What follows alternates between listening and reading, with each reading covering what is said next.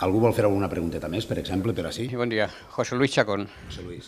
És que la pregunta que jo tenia va relacionar el tema, anava per després, però pense que és millor fer la continuació, així el tema no se n'anem d'economia i foment. Pense que hi ha un tema que n'hi ha que explotar des dels ajuntaments i és l'autoempleo. I l'autoempleo no sol és anar a fer bolsas de treball i a viveros d'empreses, sinó que n'hi ha una línia, jo ho dic per experiència del meu treball en cooperativisme, de les cooperatives de treball associat, que n'hi ha que fomentar perquè qualsevol vol muntar la seva empresa, però per això n'hi ha falta fer un poquet d'empuje als emprendedors, perquè en una línia molt bona a nivell nacional, que és, i que la gent no la coneix, i altres vegades per una raó molt sensible. Jo no sé si n'hi hauria alguna gestoria, però les gestories fugen totes de les cooperatives, la majoria. No volen saber res, pense perquè no entenen bé com funcionen. I vaig en jove i diuen, no, això no funciona, una SL, una ACB.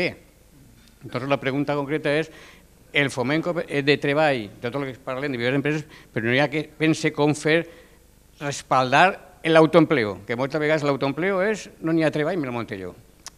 Quin tipus de treball, però l'autoempleo és fonamental. Per ahí la pregunta. Moltes gràcies, Luis.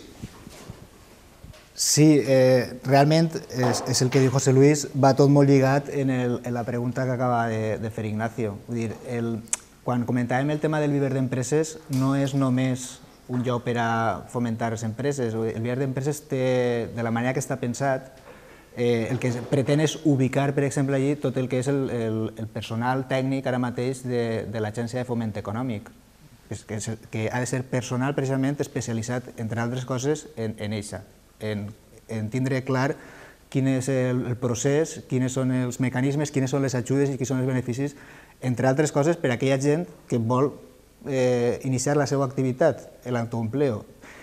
I no només aquest tipus d'assessorament, sinó que després facilitar-li a través de l'Oficina de Foment Econòmic els tràmits davant precisament del que estàs comentant tu, davant de la porta que se li tanca per una gestoria o davant de l'administració que en un moment determinat se puguen la burocràcia o la paperassa, i aquest personal ha de tindre també aquesta responsabilitat. I després també el viver d'empreses no hem d'estar pensant només en aquesta empresa que va necessitar un espai gran i va posar màquines, no, estem parlant també de despatxos per a que una sèrie d'espais, en espais comuns, en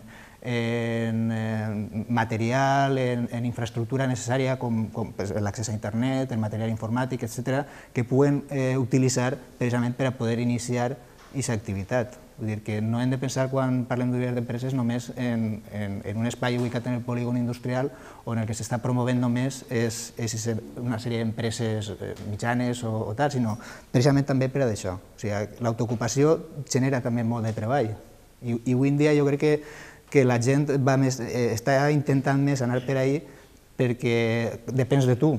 Depèn de tu, si la idea és bona, t'arrisques. Si has de muntar una persona que hagi de contratar, posar en marxa una empresa, llogar un local, automàticament això és impossible. L'autoempleo ara mateix és un bon mecanisme, si tens una bona idea, tens un bon assessorament i tens com a mínim garantits l'assessorament i els recursos mínims per a poder iniciar, jo crec que això facilita molt. Per tant, el viver d'empreses també té aquesta finalitat. A nosaltres ens ha criticat molt aquesta idea, que ja veus, Meliana cita moltes altres coses, que un viver d'empreses, mira, un viver d'empreses ara mateix era fonamental, és fonamental i, per exemple, ajudaria molt a impulsar el tema econòmic, Meliana, no?